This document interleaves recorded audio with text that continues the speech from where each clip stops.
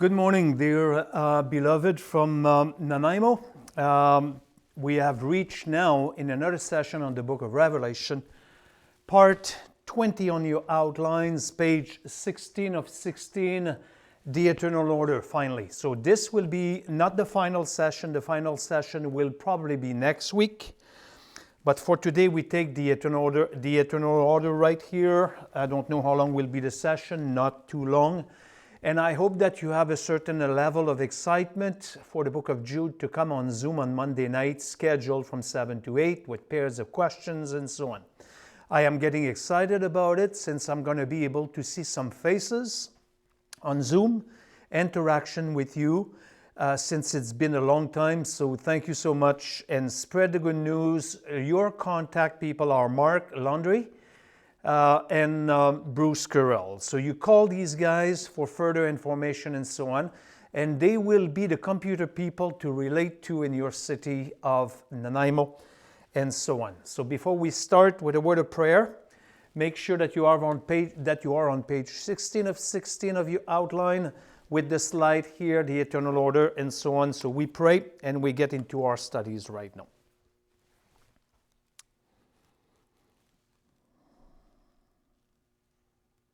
Father God, we thank you for your patience and we thank you for your loving kindness towards us. We thank you for your protection, primarily in the realm of the spiritual, which is the most important thing for us. You are to us a covenant keeper, a salvation assured, an eternal life to come, never to be taken away from us.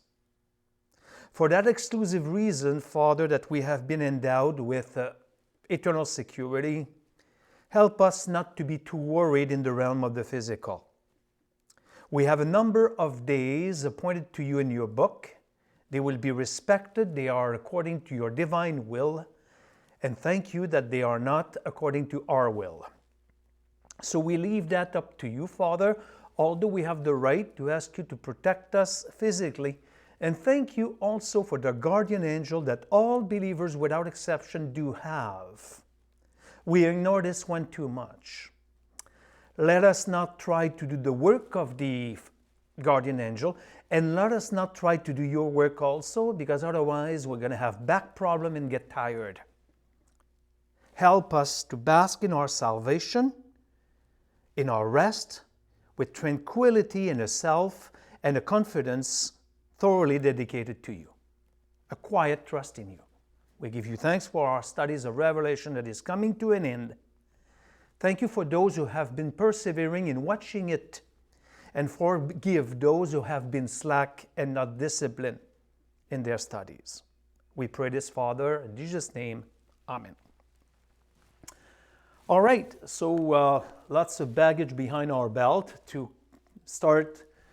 Slowly, we have studied in the past here the tribulation, the two halves of it, the seal judgment, the trumpet judgments, the bowl judgment, the aftermath, and so on and so forth. We have studied everything that is related to the Messianic kingdom, the reign of righteousness that we are waiting upon more than anything else. We have studied the aftermath here. And then we get into that part of our study, the eternal order. And the eternal order is found basically in Revelation chapter 20. That's where I would like you to be. Revelation chapter 21, verse 1, straight to 22, verse 5. 22, verse 5. Visualize your passage, please. Revelation chapter 21, verse 1, straight to 22, verse 5. Before we read anything, make sure that you make your notes properly right here.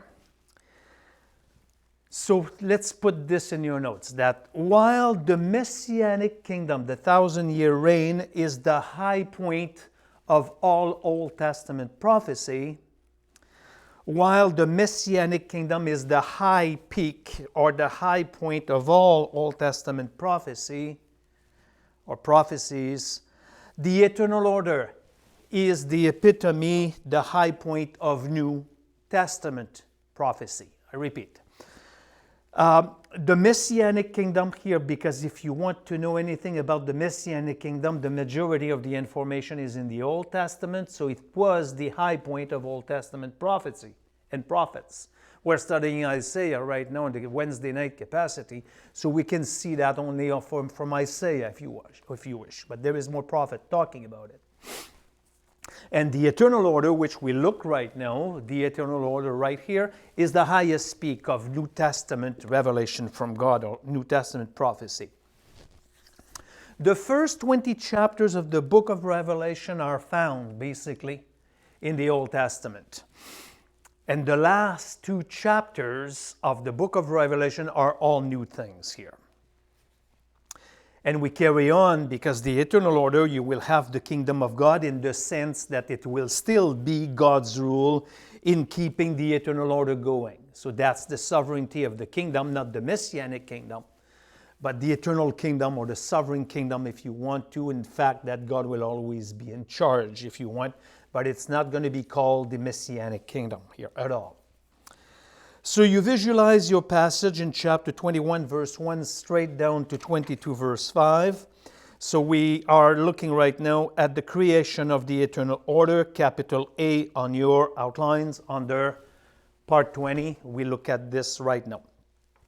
Come with me in Revelation chapter 21, verses 1 to 8, and let's read the 2 first verses and we make an account of this. Then I saw a new heaven and a new earth, for the first heaven and the first earth passed away, and there is no longer any sea. And there is no longer any sea. And I saw the holy city, the new Jerusalem, coming down out of heaven from God, made ready as a bride adorned for her husband. Notes, so we have a new heavens and a new earth. The eternal order is not on this planet. It's in the New Jerusalem on the new earth. There will be no seas, no Pacific Ocean, Atlantic, and all the oceans of the world right now. And make a note that the New Jerusalem is already created. It's already there. What needs to be created is the new earth on which you will come down. But the New Jerusalem is in the third heaven in the abode of God right now. Without losing your place in Revelation, come with me in the Ezekiel chapter 28. Ezekiel chapter 28. Ezekiel chapter 28, verses 11 to 16. Ezekiel chapter 28, verses 11 to 16, which I will read for you.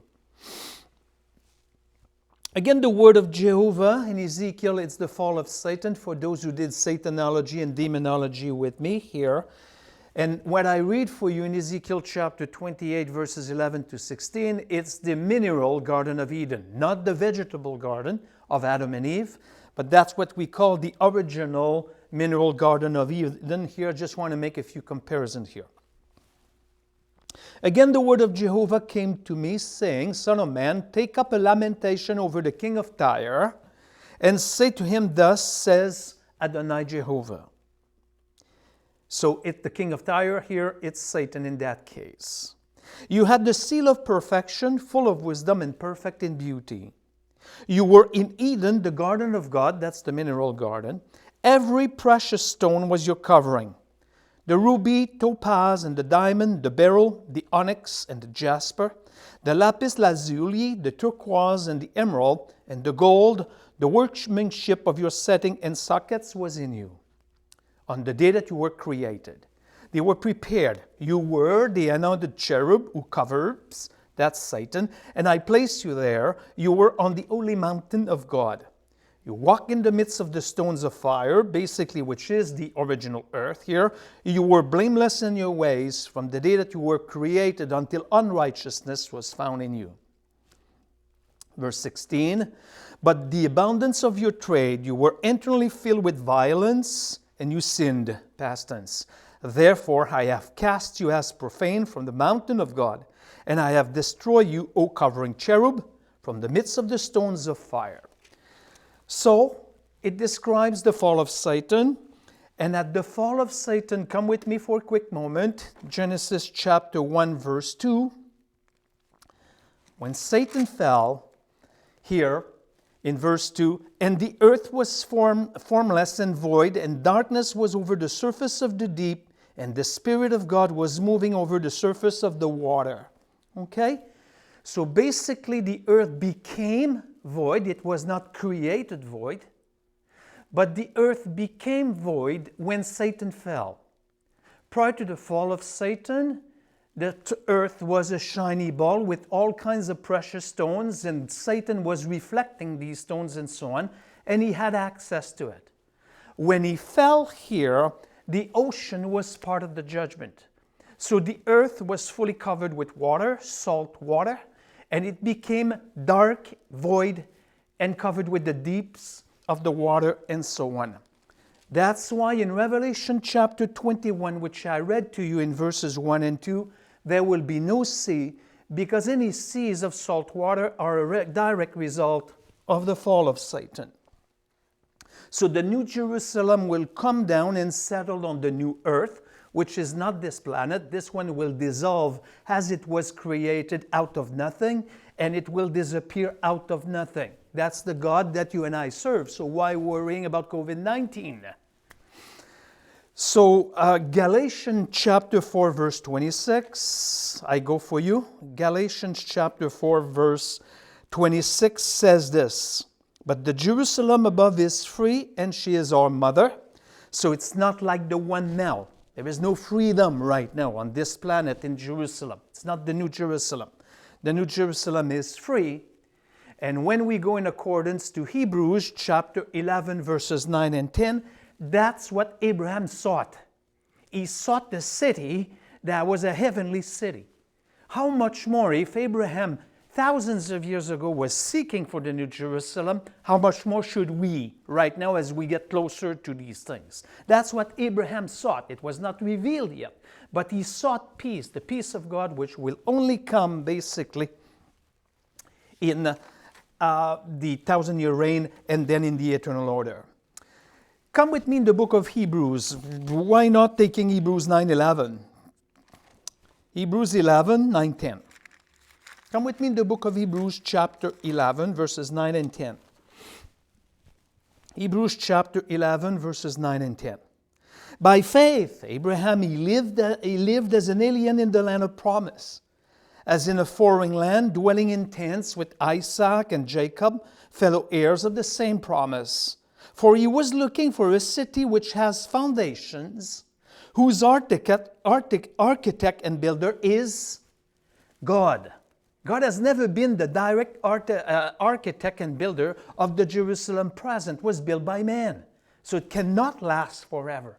So what Abraham sought was a city that is already existent in the third heaven, which one day will come down on the new planet, which God will completely renovate. There will be no sin, nothing, no moon, no stars, no sun.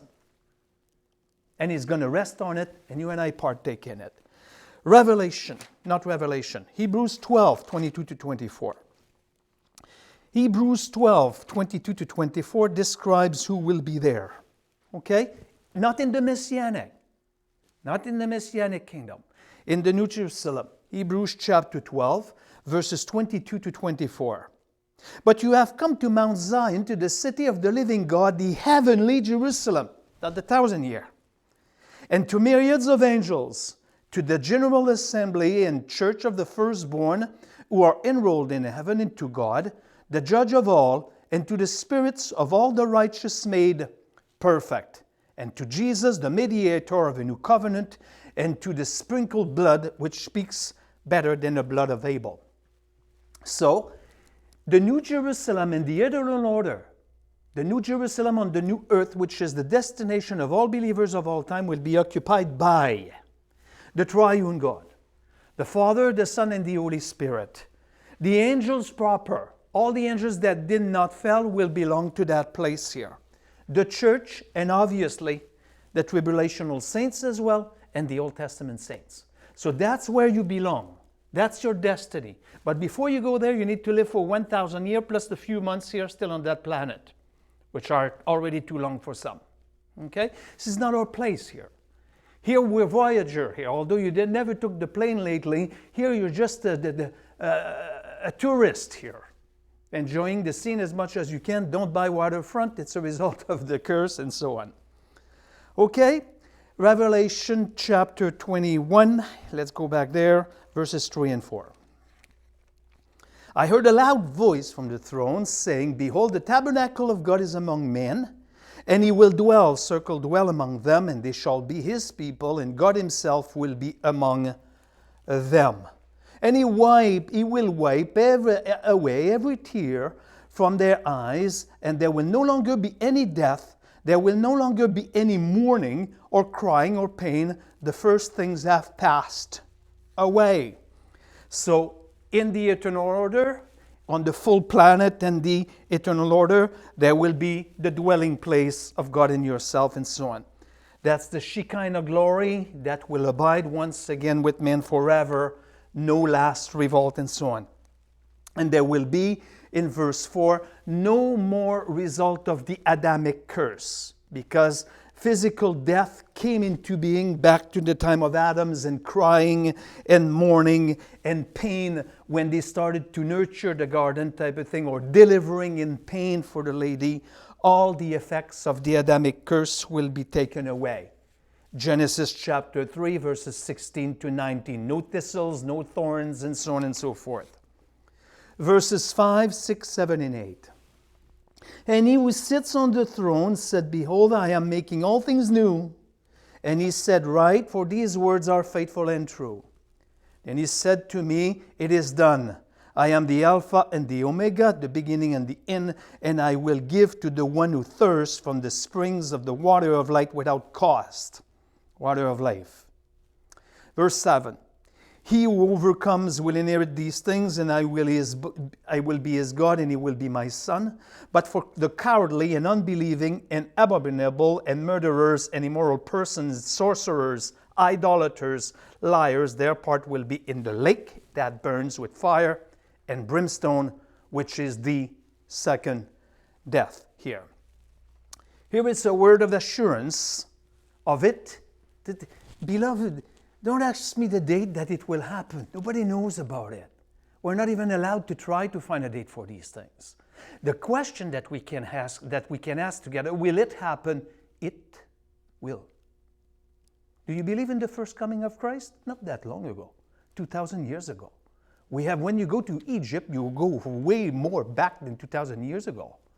5,000 years ago, 4,000 years ago. So will it happen, these things? Cast in stone. Was the vaccine cast in stone? You don't even know what to do with it anymore, the efficacy of it or so on. So cast in stone. So the destiny of believers is the New Jerusalem on the new earth, not heaven. Okay? And the destiny of all the unsaved people, verse 8 here, is not hell, but, as you know already, the lake of fire. So while the new heavens and the new earth will need to be created, the New Jerusalem will not. It's already in its existence in the third heaven. I take a brief pause. We come for the second part of it, which is the eternal New Jerusalem, capital B, and this will be called a session for this week. I'm right back in a few minutes. Thank you.